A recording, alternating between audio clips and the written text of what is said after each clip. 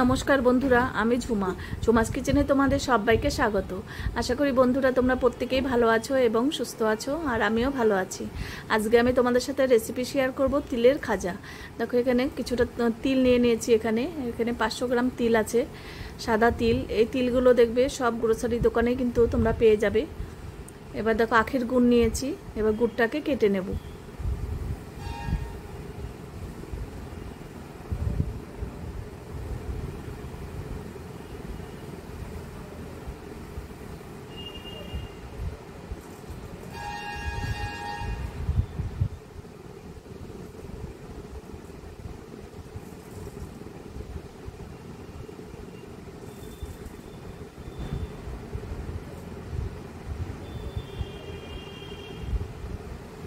তোমরা চাইলে এমনি যে দানা গুড় হয় আখের গুড়, সেটাও নিতে পারো।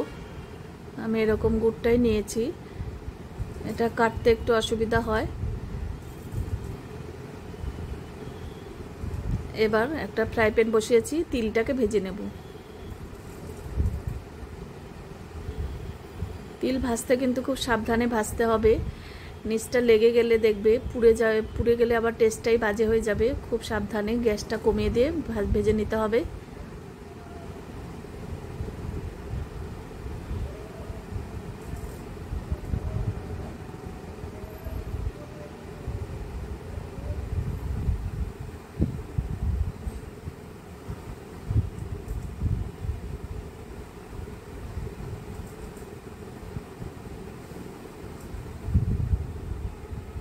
অনেকটাই কিন্তু লাল লাল হয়ে যাচ্ছে, খুব ঘন ঘন নাড়তে হয়।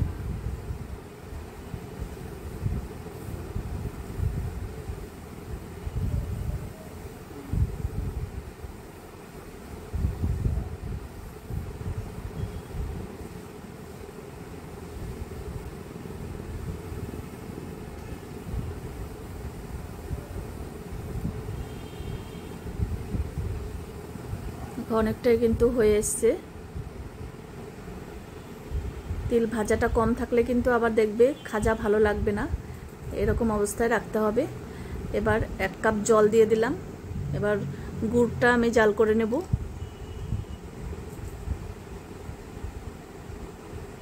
এবার গুড় দিয়ে দিলাম।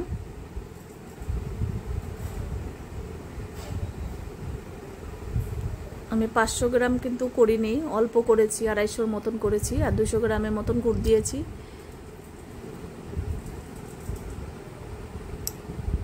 খুব ভালো করে এবার পাকটাকে আনতে হবে। দেখো নাড়ুর পাক যেরকম হয় ঠিক একই পাক হবে।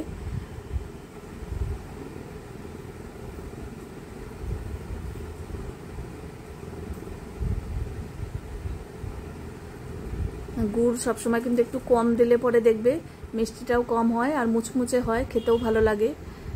গুড় কম দিয়ে করে দেখবে, ভীষণ ভালো হয়। দেখো পাকটা কিন্তু হয়ে এসছে, দেখো সে থেকে পড়ছে না।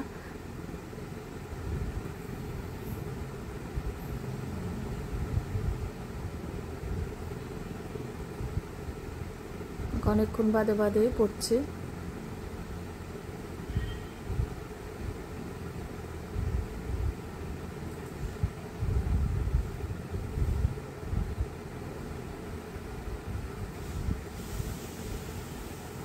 এবার কিন্তু হয়ে গেছে, নামিয়ে নেব। এবার একটা থালায় অল্প অল্প করে আগে দেব।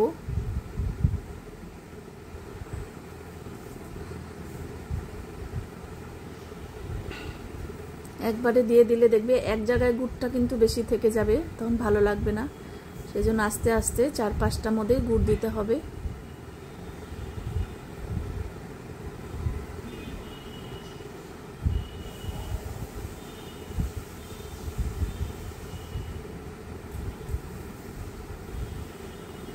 তোমাদের যদি এই খাজা রেসিপি ভালো লাগলে অবশ্যই একবার হলেও করো, আর আমার চ্যানেলটিকে সাবস্ক্রাইব করে রেখো। আর ইউটিউব থেকে যদি দেখো আর ফেসবুক থেকে দেখলে পেজটাকে ফলো করো, তাহলে আমি যখনই যা নিত্য নতুন ভিডিও ছাড়বো তোমাদের কাছে সঙ্গে সঙ্গে পৌঁছে যাবে।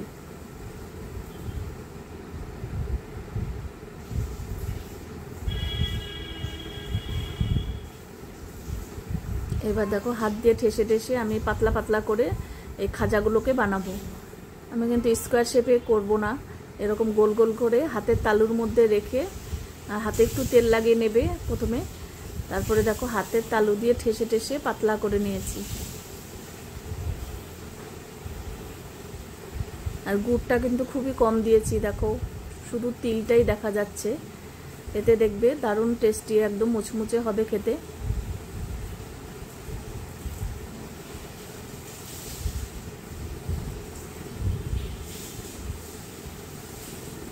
গুড় কম দিলে একটু বানাতে কষ্ট হয়।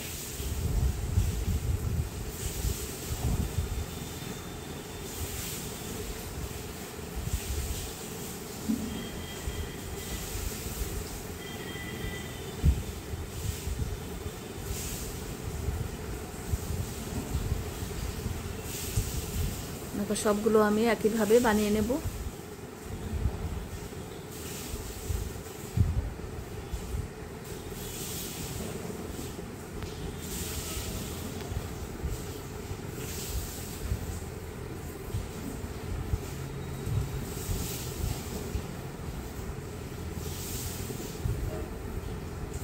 দেখো সবগুলো বানিয়ে নেওয়া হয়ে গেছে, দেখো পাতলা পাতলা। এবার একটা প্লেটে সব রেখে দিচ্ছি।